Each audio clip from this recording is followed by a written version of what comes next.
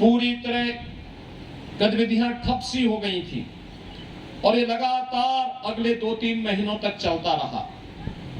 लेकिन आज उत्तर प्रदेश जैसे देश के सबसे बड़े राज्य की स्थिति पर हम जब चर्चा करते हैं तो उत्तर प्रदेश 25 करोड़ की आबादी का राज्य और 25 करोड़ की आबादी के राज्य में आज के दिन पर नाम मात्र के कोरोना के एक्टिव केस ही बचे हुए हैं।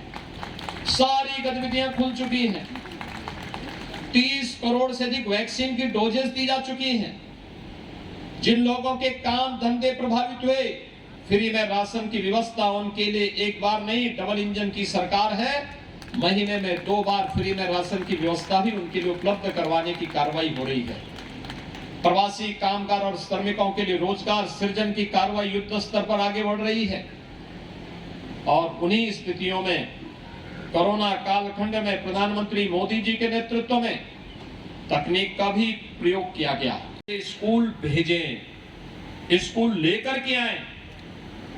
इसके लिए मैं आह्वान करूंगा प्रदेश भर की सभी बेसिक शिक्षा परिषद से जुड़े हुए जितने भी हमारे प्रधानाचार्य, शिक्षक और इस विभाग से जुड़े हुए अन्य कर्मी हैं, उन सब से मैं इस बारे में आग्रह करूंगा कि वे तो इस अभियान का हिस्सा बने ही, ग्राम पंचायत और नगर निकाय में जुड़े हुए जनप्रतिनिधियों से भी मैं इस बारे में अपील करूंगा कि वे लोग भी इस बात को सुनिश्चित करें कि अगले 1 महीने के अंदर चलने वाले इस अभियान के क्रम में घर घर जाकर के एक घर में दस्तक दीजिए और पूछिए कोई बच्चा ऐसा तो नहीं जो स्कूल जाने से वंचित रह गया हो या रह रहा हो।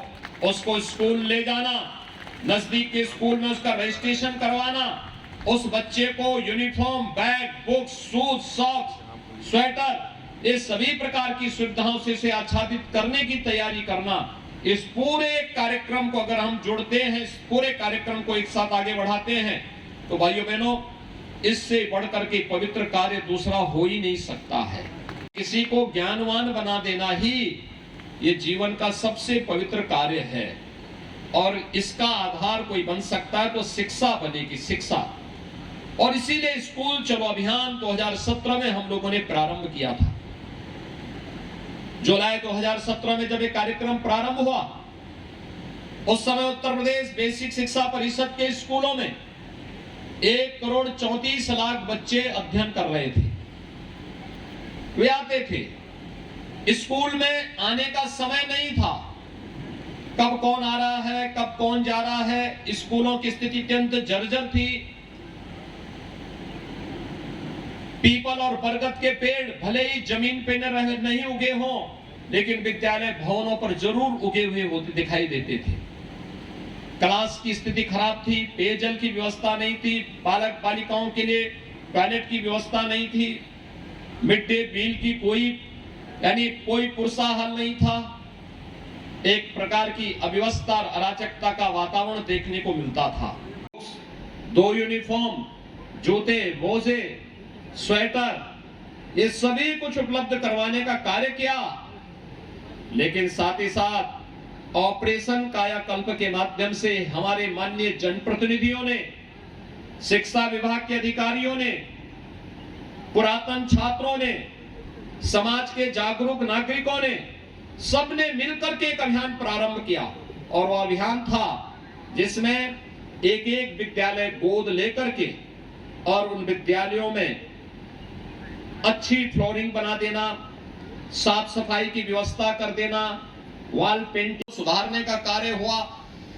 और देखते ही देखते 1,58,000 जो विद्यालय थे बेसिक शिक्षा परिषद के, इनमें से 90,000 से अधिक विद्यालयों में ये सभी प्रकार की सुविधाओं से आच्छादित करने का कार्य हुआ। आज बढ़कर के 1,34,000 तक पहुंच चुकी है। लेकिन अभी भी बहुत सारे विद्यालय हैं जिन्हें ऑपरेशन कायाकल्प के साथ जोड़ना है।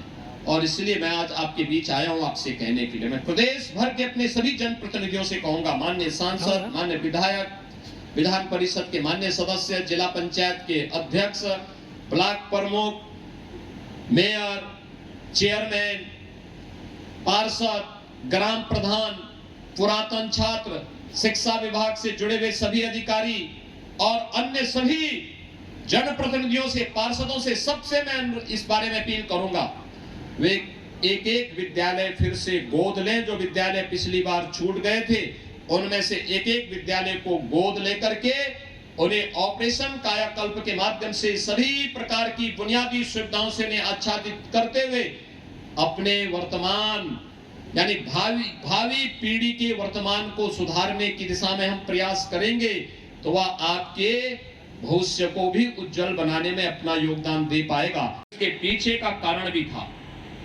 एक आकांक्षात्मक जनपद है और भाइयों बहनों दूसरा श्रावस्ती भगवान बुद्ध से जुड़ा हुआ एक महत्वपूर्ण जनपद भी है।